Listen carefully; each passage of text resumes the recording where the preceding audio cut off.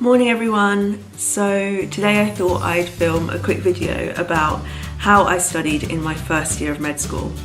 Now my course is a PBL based course. What that means is we do problem based learning. So every week, it's actually twice a week in first year and twice a week in second year, we get together in a group of about 7 of us or 8 I think it was, and we sit around a table and discuss a case and work through a case. Then we derive learning objectives, write them on the board, go away and study them for a few days, and then come back and discuss them and set new objectives. And then in the next session, we spend half of that session talking about the previous case and starting a new case. So that's how PBL works, and it's very group focused. You're not just learning about the medical side of things, but also interpersonal skills, like having to deal with people you might not necessarily get along with, or like their views, or like how they speak to you about things. So it's just preparing you for the world of work, because medicine's all about working in a multidisciplinary team, which they drill into us. So working with physiotherapists, working with nurses, working with senior doctors, junior doctors. So it just kind of prepares you for that. First year, the way I studied probably wasn't the best, because I was just kind of finding my feet, and switching from biomedical science to medicine was kind of a big shock mentally. One module of medicine that I was studying was about a year's worth of content in comparison to biomedical science. So it was quite a shock for me. And I was trying to find the best ways for me to study. So I've compiled a list of some resources that I wanted to share with you, and some of my list includes things that you shouldn't do. Just from my experience, and I'm quite an individual studier, and I thought it might be good for me to change that in med school, which was the worst idea ever. I did a lot of group studying, and in hindsight, I look back and think, I probably should have spent more time studying on my own first, just to make sure I had the foundations and understood everything properly before coming together as a group, because we had PBL anyway, and that was group study. So my first tip would be to stick with what worked for you previously. If you were a solo studier during your A-levels, or a solo studier during your first degree and now you're doing medicine, then stick to that. The first resource that I would say is most important to use is NICE guidelines. And these are the guidelines produced by the National Institute of Clinical Excellence. It's what they use in the UK to make sure that all the medications and management and investigation protocol is standardised and most cost effective, so that the NHS works smoothly. We all know it doesn't work smoothly, but this is what they teach us and what we have to learn. Whenever you get a new disease that you're learning about, whether it's gastroesophageal reflux disease or hypertension, diabetes, whatever you're studying, you can use NICE guidelines as your base to make sure you know the management steps and all the different investigations that you need to do for that particular pathology.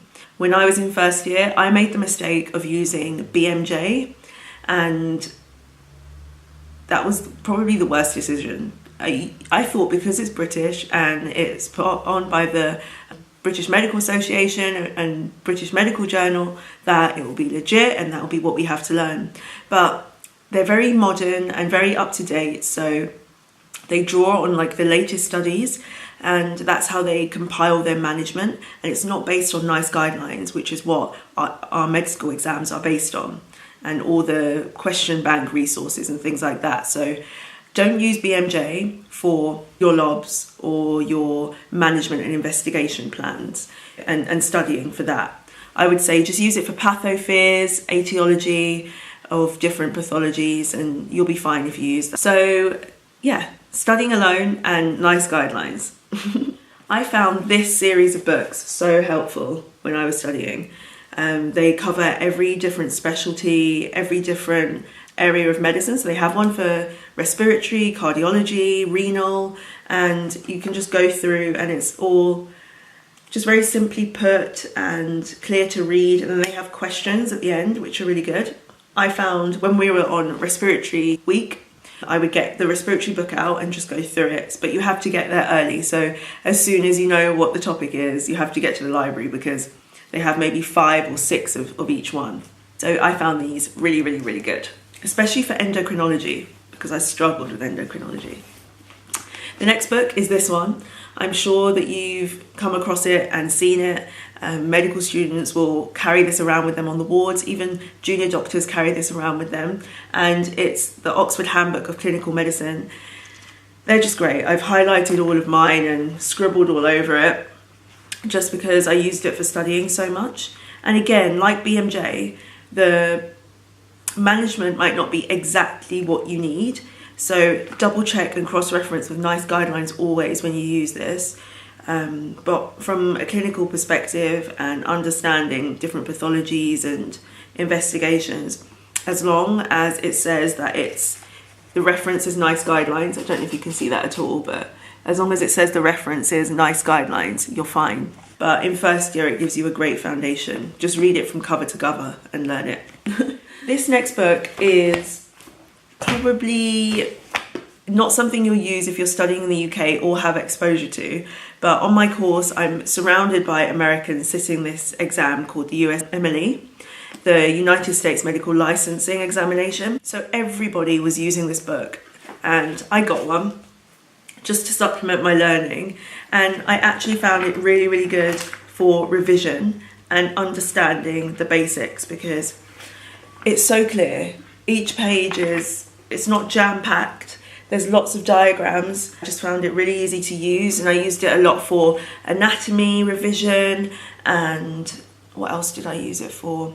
There's no questions in it, but it's good for just studying and understanding and getting the basics. There's a lot of pointless biochem in it, but the Americans need it, so for their exam.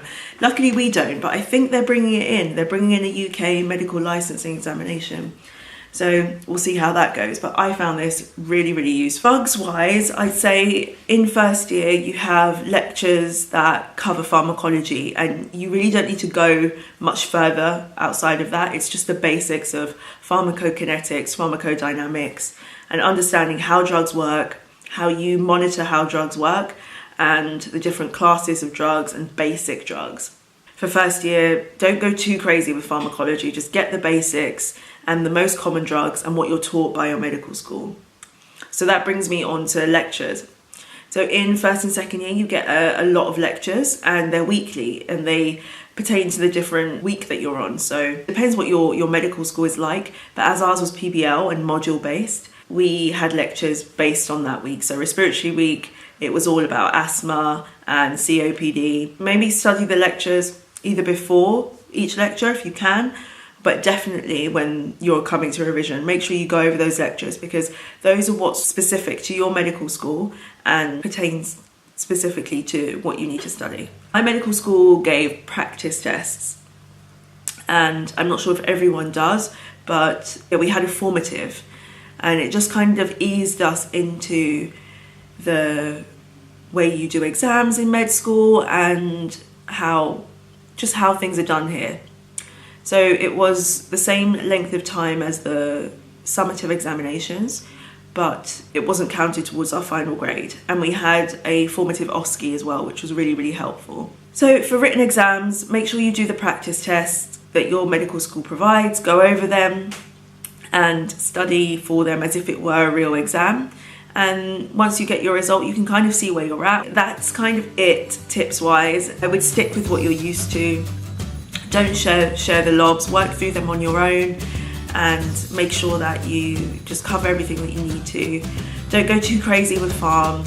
Just know the common basic drugs, antibiotics, analgesics, and side effects and things will come in second year and third year. I hope it's helpful. Let me know in the comments if you think this was beneficial to you, and if you have any other study tips. I'll try and do one on second and third year, and when I get to final year, which I will, do one on final year prep as well.